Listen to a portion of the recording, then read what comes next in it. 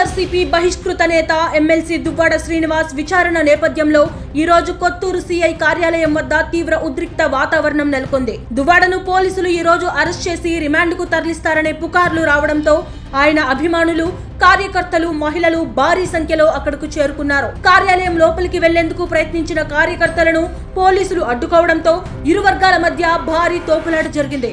కేవలం విచారణ మాత్రమే జరుగుతోందని, ఎటువంటి అరెస్టులు ఉండవని పోలీసులు స్పష్టం చేసినప్పటికీ దువ్వాడ భార్య, దువ్వాడ మాధురితో పాటు వచ్చిన మహిళలు పోలీసులపై తీవ్ర వాగ్వాదానికి దిగారు. ఏడాది క్రితం నాటి పాత విషయాన్ని ఇప్పుడు తెరపైకి తెచ్చి నోటీసులు ఇవ్వడం కేవలం ప్రభుత్వం చేస్తున్న కక్ష సాధింపు చర్యనని దువ్వాడ మాధురి ఆగ్రహం వ్యక్తం చేశారు. అసలు విషయానికి వస్తే ఏడాది క్రితం డిప్యూటీ సీఎం పవన్ కళ్యాణ్ చంద్రబాబులపై సోషల్ మీడియాలో అనుచిత వ్యాఖ్యలు చేశారనే ఆరోపణలపై హిరమండలం పిఎస్ లో నమోదైన కేసులో 2 రోజుల క్రితం దువ్వాడ శ్రీనివాస్ కు పోలీసులు నోటీసులు జారీ చేశారు. ఈ నేపథ్యంలోనే ఈ రోజు ఉదయం 10 గంటలకు ఆయన కొత్తూరు సిఐ కార్యాలయంలో విచారణకు హాజరయ్యారు. లోపలికి దువ్వాడతో పాటు ఆయన లాయర్, పిఏ, భార్య మాధురిని మాత్రమే పోలీసులు అనుమతించారు. జిల్లా ఎస్పీ మహేష్ రెడ్డి ఆదేశాల మేరకు సిఐ, హిరమండలం ఎస్ఐ ఆధ్వర్యంలో పాత వ్యాఖ్యలపై దువ్వాడ వర్షన్ను రికార్డ్ చేస్తున్నారు. అయితే ఇటీవల పేదల బియ్యం పంపిణీ అంశంపై, అలాగే మంత్రులు కింజరాపు అచ్చెన్నాయుడు, నాదెండ్ల మనోహర్లపై దువ్వాడ చేసిన వ్యాఖ్యల వల్లే ప్రభుత్వం ఈ రకమైన చర్యలకు దిగిందని ఆయన వర్గీయులు ఆరోపిస్తున్నారు.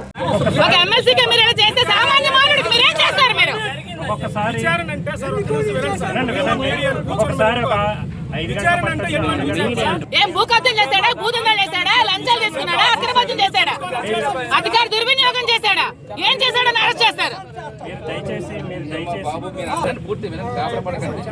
నోటీస్ తో పాటు లాయర్ నోటీస్ పెట్టడానికి అయితే లాయర్ కూడా అవసరం లేదు. విచారించాలి, ఇచ్చిన దాకా రాసిన తర్వాత ఏం జరిగిందని విచారణ, ఏం జరిగిందని విచారణ, ఏమి జరిగిందని విచారణ, ఏం జరిగింది. Deputy CM Pawan Kalyan case కట్టే స్టేషన్ తీసుకొస్తారా? పవన్ కళ్యాణ్ పట్టుకోవాలండి, కేసు తీసుకొస్తారు. అప్పుడు మేము వెళ్ళాం. 30 యాక్ట్ అమల్లో ఉంది. ఇలా ఎట్టి పరిస్థితుల్లో కూడా 5 మించి ఎట్టి పరిస్థితుల్లో గుమ్ముకూడకూడదు, మీరు ఎలాంటి పనులు చేయకూడదు.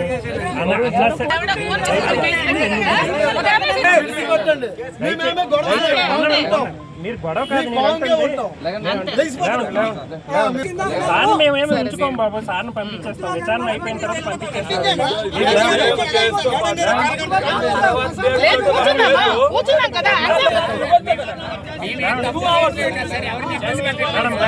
మా వాళ్ళు ఎంతసేపు నిల్చుంటారు?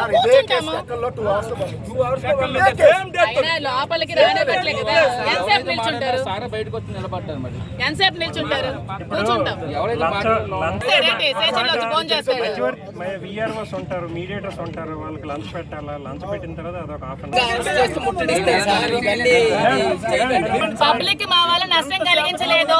మేము శాంతియుతంగా పోలీస్ స్టేషన్ ఎదురుగా కూర్చున్నాము. ఇంకా ఎంతసేపు అవుతుంది?